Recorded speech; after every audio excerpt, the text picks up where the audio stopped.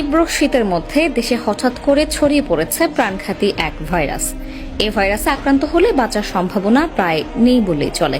ইতিমধ্যে বাংলাদেশের 64টি জেলার মধ্যে 35টিতেই আক্রান্ত রোগী শনাক্ত হয়েছে। পরিস্থিতির অবনতি হওয়ায় দেশের সব সরকারি ও বেসরকারি হাসপাতালে সর্বোচ্চ সতর্কতা জারি করা হয়েছে। একই সঙ্গে ভাইরাস মোকাবিলায় প্রস্তুত থাকতে প্রয়োজনীয় নির্দেশনা দেওয়া হয়েছে। এমন ভয়াবহ সংক্রমণের খবরে স্বাস্থ্য বিশেষজ্ঞদের কপালে চিন্তার ভাঁজ পড়েছে।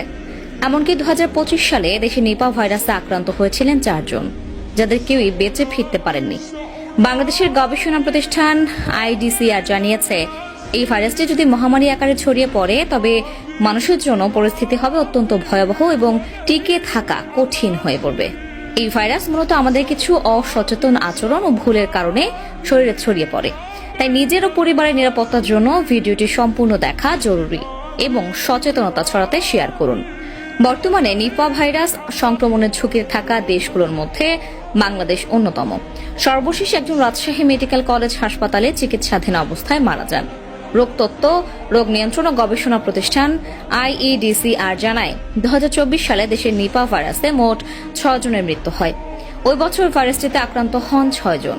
গত বুধবার অনুষ্ঠিত নিপা ভাইরাসের বিস্তার ও ঝুঁকি বিষয়ে মতবিনিময় শীর্ষক এক সভায় তথ্য জানানো হয়।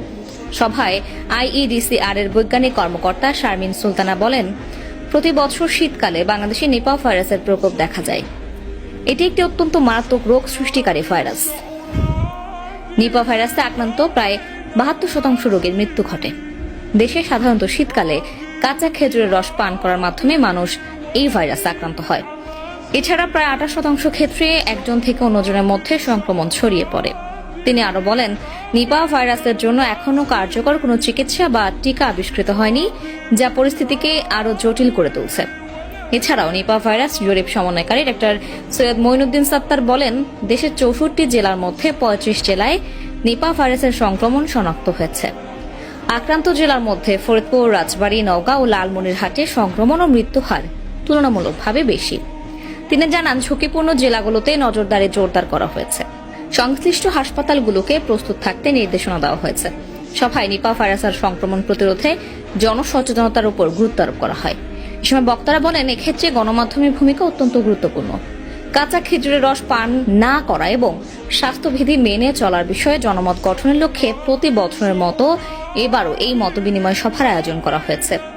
এই প্রাণঘাতী নিপা ভাইরাসের লক্ষণ: প্রচন্ড জ্বর ও মাথা ব্যথা, মানসিক বিভ্রান্তি ও প্রলাপ বকা, শ্বাসকষ্ট, কাশি সমস্যা, খিঁচুনি বা অচেতন হওয়া।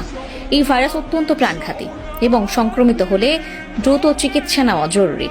তাই আক্রান্ত ব্যক্তির করণীয়: জ্বর বা মাথা ব্যথা দেখা দিলে দ্রুত নিকটস্থ সরকারি হাসপাতালে যোগাযোগ করুন। মানসিক বিভ্রান্তি বা প্রলাপ বকা থাকলে রোগীকে আলাদা আইসোলেশনে রাখুন। শ্বাসকষ্ট বা কাশির সমস্যা থাকলে রোগীকে প্রচুর পরিমাণে তরল খাবার ও বিশ্রাম দিন। খিঁচুনি বা অচেতন হওয়ার ক্ষেত্রে IEDCR হটলাইনে কল করুন। বিশেষ সতর্কতা: নিপা ভাইরাস মানুষ থেকে মানুষে দ্রুত ছড়াতে পারে। আক্রান্ত ব্যক্তির সংস্পর্শ এড়ানো এবং সঠিক স্বাস্থ্যবিধি মেনে চলা অত্যন্ত গুরুত্বপূর্ণ।